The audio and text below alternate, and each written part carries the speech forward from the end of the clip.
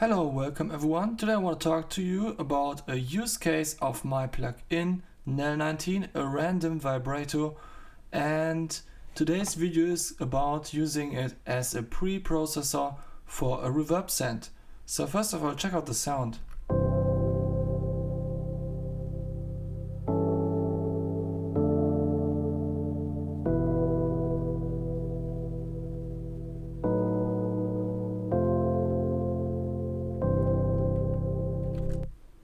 So we already have a little pad in here.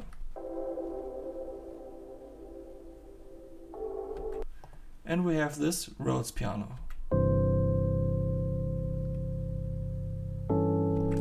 And the Rhodes-Piano still sounds very solid, like it has no reverb on. Of course, this plugin does have a reverb and we could use it.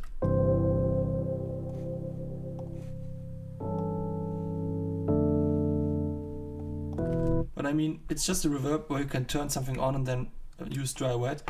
You usually want to use your own reverb chain. And in Cubase we're doing that by making a group track and then using a send to send the audio there.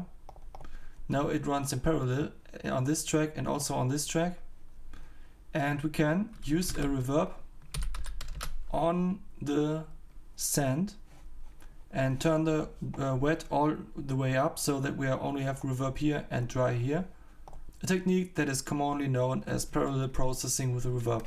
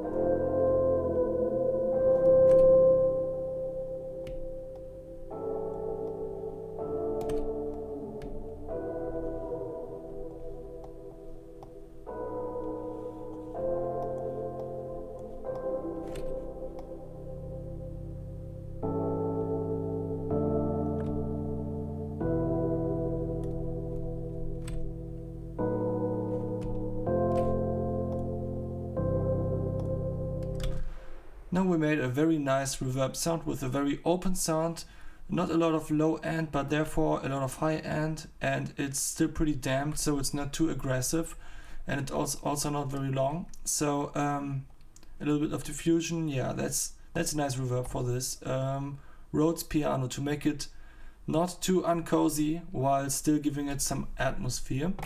Now what we could do about this is we could dial in some modulation inside of this plugin, which is basically also just a vibrato with a static sine wave and probably some intelligent way to handle the frequency as well as the depth with just one parameter. And let's just try that now.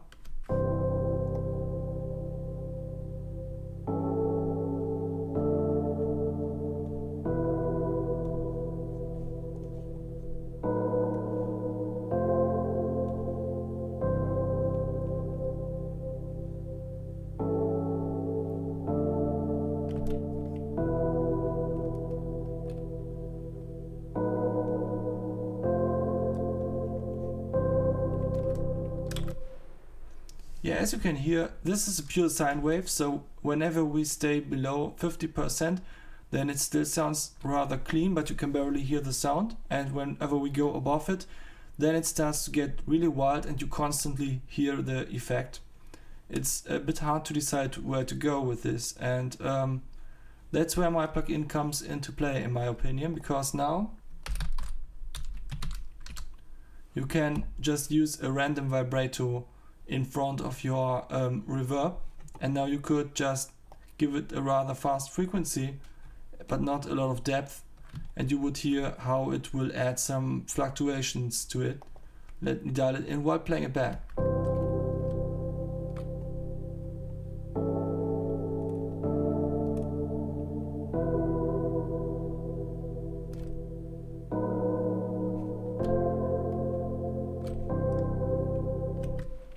Now this sounds pretty similar to what I did in the plugin when I turn it over 50% because the frequency is so fast. But if we actually turn the frequency down, then it will become less apparent that there is a vibrato at all. So we have to turn up the depth, and now what we see is that it will mostly stay on one point, but sometimes it will jump to a different point rather quickly, and that will result in a sound where you would usually not hear the LFO a lot, but sometimes it kind of jumps out to you into your attention, and then it goes back into nothingness again, and it will sound like this.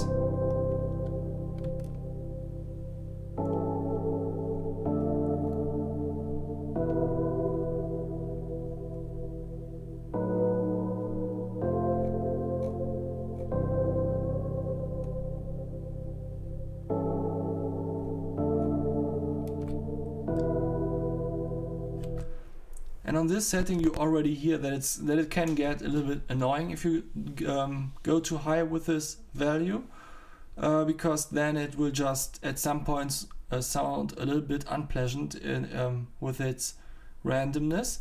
But if you dial it back a little bit, then it will give the reverb a very natural feeling.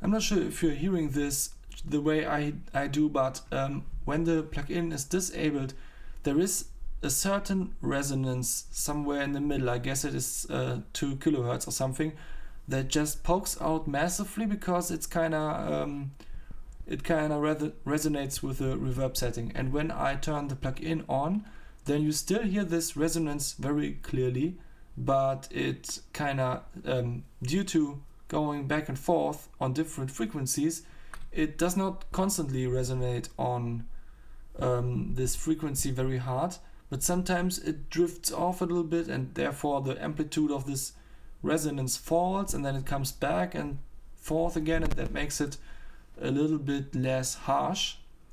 And yeah, I mean, that's also the reason why you would use this here, but I feel like with a random LFO you are really better off when you want to get a nice pre-reverb sound.